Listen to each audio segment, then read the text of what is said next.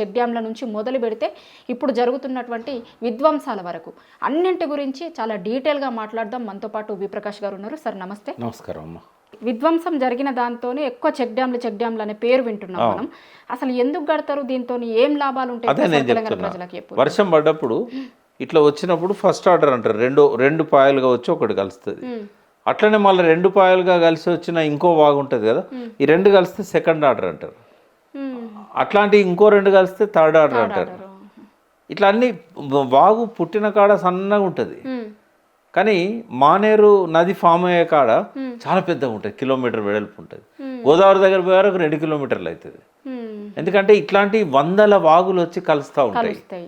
అయితే మహారాష్ట్ర కానీ కర్ణాటక కానీ వేల చెక్ డ్యామ్స్ కట్టారు. మీరు కేసీఆర్ గారు ప్రజెంటేషన్ అసెంబ్లీలో ఇచ్చింది మీరు చూస్తే ప్రతి వాగు మీద చెక్ డ్యామ్ కట్టుకొని పంప్ హౌజులు పెట్టుకున్నారు రెండు పక్కలకు. ఇక్కడ మనం పంప్ హౌజులు ఏం పెట్టుకోలే, వాటి చెక్ డ్యామ్లే కట్టాం. అయితే దానికి ఏం చేశారంటే ఈ first order, second order, third order అన్ని చిన్న చిన్నగా ఉంటాయి కాబట్టి అవి వదిలేసిండు. 4th ఆర్డర్, 5th ఆర్డర్ నుంచి చెక్ డ్యాములు ఒక 1800 చెక్ డ్యాములకు ప్రణాళిక వేశాడు. అలా 1100 చెక్ డ్యాములు కేసీఆర్ గారి పీరియడ్లో మొదలుపెట్టారు. 23 నాటికి 800లకు పైన చెక్ డ్యాములు పూర్తయినాయి. ఒక 5-6 చెక్ డ్యాములు మాత్రమే నాణ్యత లోపం వల్ల కొంచెం దెబ్బతిన్నాయి. మిగతా అన్ని చెక్ డ్యామ్స్ కూడా బ్రహ్మాండంగా ఉన్నాయి. 99% చెక్ డ్యామ్స్ అన్ని కూడా బాగున్నాయి. ఎందుకంటే 800-900 కట్టిన కాడ ఒక 5-6 పోయినాయి అంతే. అవి కూడా రిపేర్ చేయొచ్చు. అయితే ఈ చెక్ డ్యామ్ల వల్ల ప్రయోజనాలు ఏంటి? ఎక్కడి పడ్డ వర్షం నీరు అక్కడ ఆగిపోతుంది. ఆ వాగులో వచ్చిన నీళ్ళన్నీ ఆ చెక్ డ్యామ్ దగ్గర ఆగిపోతాయి. ఎక్కువ వరద వచ్చినప్పుడు ఓవర్ఫ్లో అవుతాయి చెక్ డ్యామ్ మీదకి వెళ్ళి. ఆడ స్ట్రక్చర్ ఎట్లా కడతారంటే ఎంత వరద వచ్చినా చెక్ డ్యామ్కి ఏం కాదు. ఎక్కడైతే నీళ్ళు ఆగుతాయో అక్కడ భూగర్భ జలాలు పెరుగుతాయి.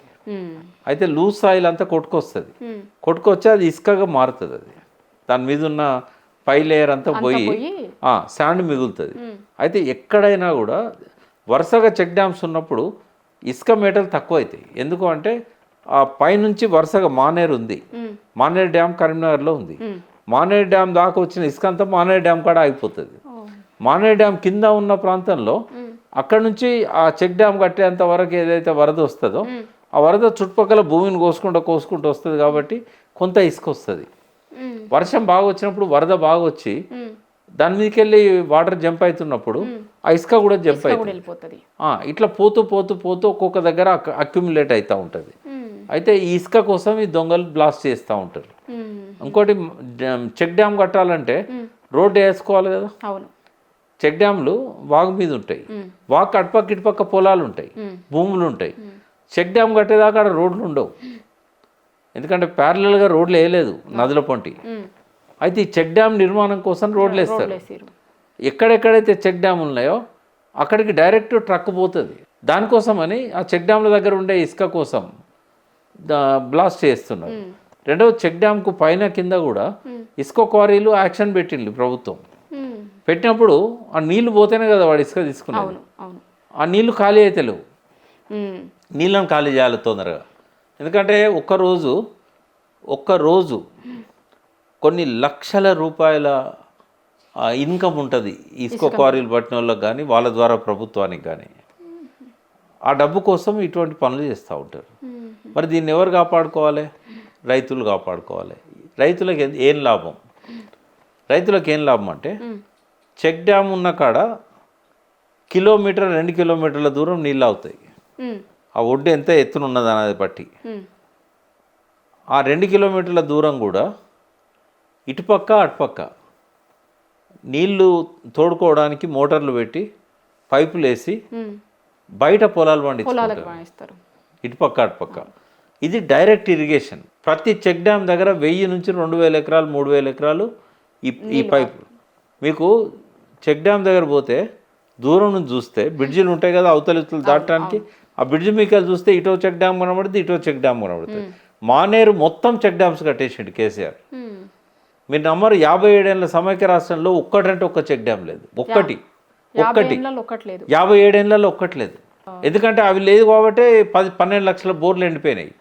అది వరకు ఉన్న బావులు ఎండిపోయినాయి. మన తాతల కాలం నుంచి ఉన్న బావులు ఎండిపోయినాయి.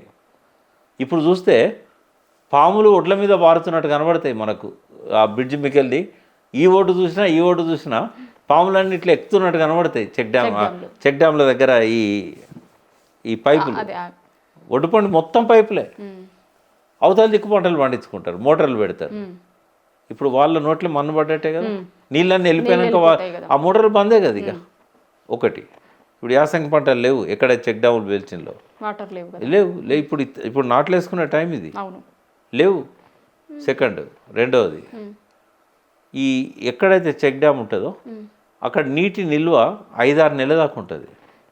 ఉండేవారికి ఏమవుతుంది తెలుసా, భూగర్భ జలాలు బాగా పెరుగుతాయి, ఇసుకలకి వెళ్ళి నీళ్లు సీపేజ్ అయ్యి. ఓకేనా, చుట్టుపక్కల మొత్తం ఒక 2-3 కిలోమీటర్ల నుంచి 7-8 కిలోమీటర్ల దాకా మొత్తం బోర్లు, బావులు, చేతికి అందే ఎత్తులో నీళ్లు ఉంటాయి, పుష్కలంగా నీళ్లు ఉంటాయి. 50 ఏళ్ళ కింద ఎండిపోయిన బావులలో నీళ్ళు వచ్చినాయి. మళ్ళీ అందరూ వాళ్ళ తుమ్మలు చెట్లు మొలిసి ఆ బావి పాడుబడ్డ బావి అయిపోయి చెత్త చెదారం వేశారు, నీళ్ళు ఇట్లా తోడుకొని వచ్చాయి పైకి. తెలంగాణలో ఇప్పుడు బోరేస్తే మోటార్ పెట్టాల్సిన అవసరమే లేదు, చిమ్ముతున్నాయి ఇట్లా, లోపలికి బోనిస్తలేదు డ్రిల్ బిట్స్ని. అంత నిండుకుండలాగా తెలంగాణను మార్చేట కేసీఆర్. డైరెక్ట్ ఇరిగేషన్ ఉంటుంది, భూగర్భ జలాలు రీఛార్జ్ అవుతాయి, బావులలో బోర్లలో నీళ్ళు వస్తాయి. మూడో ప్రయోజనం ఏంటంటే మత్స్యకారులు ప్రతి ఊర్లో ముదిరాజులు ఉన్నారు, బోల్డ్ అనే చేపలు. ఆ వృత్తి దాని మీద ఆధారపడి ఉంటుంది. వర్షాకాలంలో కావచ్చు, ఈ కాలంలో కావచ్చు, ఇంతమంది నోట్లే మట్టి కొట్టి ఆ ఒక్క కుటుంబం బాగుపడాలని చూస్తుంది. క్వారీ ఎన్ని కుటుంబాలకు ఇస్తారు, ఒకటే కుటుంబానికి ఇస్తారు. కొన్ని దిక్కుల సొసైటీలకు ఇస్తారు, ట్రైబల్స్ ఇట్లాంటి వాళ్ళు ఉన్న కాడ సొసైటీలకు ఇస్తారు. వాళ్ళ కోసము ఈ ఇసుక కోసం ఈ శాండ్ మాఫియా చేస్తున్నది. ప్రభుత్వం ఏం చేస్తుంది, వాళ్ళకు సపోర్ట్ చేస్తుంది. ఎవరైతే బ్లాస్ట్ చేస్తున్నారో వాళ్ళకి సపోర్ట్ చేస్తున్నది. ఒకటి, ఇప్పటి వరకైనా ఏ ఎఫ్ఐఆర్ మీద చర్యలు తీసుకోలేదు. రెండవది, ఇసుక దొంగలు ఇది చేస్తున్నారు కాబట్టి క్వారీలు క్యాన్సిల్ చేయాలని ఒక బెదిరించినా కూడా ఎవరన్నా చెక్ డ్యామ్ బెయిల్ చేస్తే పైన క్వారీ వాళ్ళని మేము బాధ్యులను చేస్తాం ఒక్క మాట అంటే వాడే కాపాడుకుంటాడు. రాత్రి పగలాడ సెక్యూరిటీని పెట్టి చేయలేదు. వరుసగా విధ్వంసం అవుతున్నాయి అన్ని కూడా మానేరు మీద ఉన్న చెక్ డ్యామ్లే విధ్వంసం అవుతున్నాయి. ఎందుకంటే మానేరు దగ్గర ఇసుక క్వారీలు ఇచ్చారు అన్ని దిక్కుల, అందుకోసం వాళ్ళకి ఆ క్వారీలు అఫీషియల్గా ఉన్నాయి కదా. ఇప్పుడు వాళ్ళు ఎవరు ఆపరు కదా. ఇప్పుడు ఆ చెక్ డ్యామ్ పేల్చకపోతే మే దాకా నీళ్లు ఉంటాయి, మళ్ళీ జూన్ జూలై వర్షాలు పడతాయి, మళ్ళీ నీళ్ళు వస్తాయి, ఇక ఇసుక తీసుకోవడానికి అవకాశం వీలు కాదు. యాక్షన్ పెట్టిండ్లు, క్వారీస్ ఇచ్చిండ్లు. ఈ ఇసుక క్వారీల వాళ్ళంతా ఒక సిండికేట్ లా ఉంటారు. అరే ఏమైందిరా, ఏమైంది, ఏం కాలే కదా, ఎమ్మెల్యే వచ్చి చెప్పిండు కదా. ఎమ్మెల్యే వచ్చి ఏం చెప్పిండు, పెద్దపల్లి ఎమ్మెల్యే విజయరమణారావు గారు, అది నాణ్యత లోపం అని చెప్పిండు. అక్కడ కళ్ళ ముందు కనబడతా ఉంటాయి బ్లాస్ట్, మీడియాని తీసుకుపోయి. నిన్నేం చెప్తున్నారు మీడియా వాళ్ళంతా, మెయిన్ స్ట్రీమ్ మీడియా వాళ్ళు, నిర్మాణ లోపంతో కుంగిపోవచ్చు అని చెప్తున్నారు. అంటే అక్కడ తెలియదు కూడా ఇంజనీర్, అట్లా కాదు, ఇంజనీర్ తెలియదు కూడా. తనుగుల చెక్ డ్యామ్ దగ్గర ఆ డిప్యూటీ ఎగ్జిక్యూటివ్ ఇంజనీర్ కంప్లైంట్ ఇచ్చాడు, ఇక్కడన్నా ఏడబ్ల్యూ ఇచ్చాడు ఆయన కంటే కింద అతను. ఆ డిప్యూటీ ఎగ్జిక్యూటివ్ ఇంజనీర్ ఒక పవర్ఫుల్ పొజిషన్ అది. అతని పైన ఎగ్జిక్యూటివ్ ఇంజనీరు 36 అవర్స్లో రిపోర్ట్ రాసి ఇచ్చాడు ఇది బ్లాస్ట్ అని. ల్యాబొరేటరీ పంపిస్తే కూడా శిథిలాలకి వెళ్ళి జిలెటిన్స్, పొటాష్ అన్ని ట్రేస్ అయినాయి. అంటే ప్రభుత్వం చర్య తీసుకోకపోతేనే ఈ పరిస్థితి ఏర్పడ్డది. కేసీఆర్ ఏమో నిర్మాణం చేస్తూ పోయిండు, రేవంత్ రెడ్డి ప్రభుత్వంలో ఏమో కూలగొట్టుకుంటూ పోతున్నారు. ఇది ప్రజలు అర్థం చేసుకోవాలి, ఇది ప్రజల ఆస్తి. అక్కడ 40 కోట్లదైనా ఇక్కడ 24 కోట్ల తనుగుల చెక్ డ్యామ్ అయినా 500 కోట్ల ఈ మెడిగడ్డ అయినా ఇది ఎవరి డబ్బు? మనం గడుతున్న పన్నుల ద్వారా వచ్చిన డబ్బు కదా. ఇది పేల్చేయడం వల్ల మన పొలాలు కదా ఎండిపోయేటి, మన బావులలో కదా అడగంటేది, మన బోర్లు కదా నాశనం అయిపోయేది. మరి ఎందుకు క్షమించాలి ప్రజలు ఇసుక మాఫియాను? ప్రభుత్వాలు పట్టించుకోనప్పుడు ప్రజలే సిద్ధం కావాల్సిన అవసరం ఉన్నది. అంటే మేడిగడ్డ దగ్గర నుంచి మొదలు పెడితే తనుగుల నిన్నటి దాంట్లో కూడా కంప్లైంట్ ఇచ్చారు, కానీ ఇప్పటివరకే అసలు ఏది లేదు, అసలు పోయిన వాళ్ళు లేరు, పట్టించుకున్న వాళ్ళు లేరు, పోలీసులు పోయి ఎంక్వైరీ చేసింది లేదు, ఎవిడెన్స్ తీసుకున్నది లేదు, ఊళ్ళల్లో పోయి మీకు సౌండ్ వినపడ్డదా లేదా అడిగింది లేదు. ఒక ఏ ఇచ్చిన రిపోర్ట్ తప్ప ఈ రోజు వరకు ఏది లేదు. అడవి సోమనపల్లి ఎక్కడ ఉన్నదమ్మా? శ్రీధర్ బాబు ఇంటి అనుకున్నది. కానీ మీరు అన్నట్టు ఫస్ట్ది జరిగినప్పుడే చర్యలు తీసుకుంటే రెండోది జరగకపోతుండే, రెండోది జరిగినప్పుడే చేసుకున్నా మూడోది జరగకపోతుండే. కానీ ఇది కంటిన్యూ ప్రాసెస్ ఇట్లనే అవుతుంది. కారణం ఏంటి అంటే ఇసుక మాఫియాకు ప్రభుత్వానికి ఉన్న సంబంధం, లోకల్ ఎమ్మెల్యేలకు ఉన్న సంబంధం, లోకల్ మంత్రులకు ఉన్న సంబంధం, ఇవన్నీ కూడా కేసీఆర్ మీద నెట్టేయచ్చు. ఆయన పేరు వచ్చింది అపర భగీరథుడు అని. ఆ పేరు నాశనం చేయాలంటే ఏం చేయాలి? అన్ని నాశరకం కట్టి మేడగడ్డ పోయినట్టే ఇవన్నీ పోతానే అని చెప్పడం. మన జనం అబద్ధాలు నమ్మడానికి కూడా సిద్ధంగా ఉంటారు. గద్దె ఎగిరిందంటే ఎద్దు ఎగిరిందంటారు. ఇది వాళ్ళకున్న అమాయకత్వం. అంటే నిజ నిర్ధారణ కమిటీగా మీరు కూడా తనుగులు అప్పుడు కూడా పొయ్యి వచ్చారు. అంటే ప్రభుత్వాలకి ఏమన్నా డిమాండ్ చేయదలుచుకున్నారా మీ కమిటీ దగ్గర నుంచి కావచ్చు? మళ్ళీ ఇప్పుడు దీని మీద కూడా మీ స్టెప్ ఎట్లా? వీళ్ళంతా ఏమైందమ్మా? మేడిగడ్డ ఏటీఎం అయింది, నాసిరకం అయింది, మేడిగడ్డ కూలింది అన్నోళ్ళు ఎక్కడ తెచ్చిండ్రు? ఇప్పుడు ఐఏఎస్ ఆఫీసర్లు ఎక్కడ తెచ్చిండ్రు? అప్పటి జేఏసీ నాయకులు ఎక్కడ తెచ్చిండ్రు? ఏమైంది వీళ్ళంతా? వీళ్ళు ఎందుకు మాట్లాడతలేరు? ఇప్పుడు పర్యావరణవేత్తలు, మేధా పట్కర్ లాంటి వాళ్ళు, రాజేందర్ సింగ్ లాంటి వాళ్ళు పెద్ద పెద్ద బ్యారేజీలను, పెద్ద పెద్ద డ్యాములను వ్యతిరేకిస్తారు. వాళ్ళు చెప్పేది చెక్ డ్యాములు కట్టమని. ఎక్కడ సడక్ కా పానీ సడక్ మే, షహర్ కా పానీ షహర్ మే, ఖేత్ కా పానీ ఖేత్ మే, గాँव కా పానీ గాँव మే. ఎక్కడ పడ్డ నీళ్ళు అక్కడనే ఇంకాలే. వాళ్ళు చెప్పే మోడల్ చెక్ డ్యామ్స్. కేసీఆర్ గారు తెలంగాణ మొత్తం కట్టారు చెక్ డ్యామ్స్. 1000-1100 చెక్ డ్యామ్స్, ఇంకా 800 కట్టాల్సి ఉన్నది. వీళ్ళు మేడిగడ్డ మీద అంతా లొల్లి పెట్టిన వాళ్ళు ఏమైండ్లు? సీనియర్ జర్నలిస్టులు ఏమైండ్లు? మేధావులు ఏమైండ్లు? ఎందుకు నోరు పెగలడం లేదు మీది? ఇవన్నీ జరుగుతున్నప్పుడు కూడా నిజంగానే మీరు అంటున్నట్టు ఇన్ని జరుగుతున్నప్పుడు, ఇంత ఇన్సిడెంట్స్ జరుగుతున్నప్పుడు ఎక్కడ మేధావుల వైపు నుంచి కనీసం ఒక మాట కూడా చూడలేదు మనం. ఏం వాళ్ళే చెప్పాలి ఏమవుతున్నారు, ఎందుకు నోరు మూసుకుంటున్నారు? రేవంత్ రెడ్డి ఏమైనా పదవులు ఇస్తుంటే ఇట్లా మాట్లాడితే ఏమన్నా ఇయ్యరని భయమా? పదవుల కోసం కకృతి పడి మాట్లాడకుండా నోరు పెగలడం లేదా?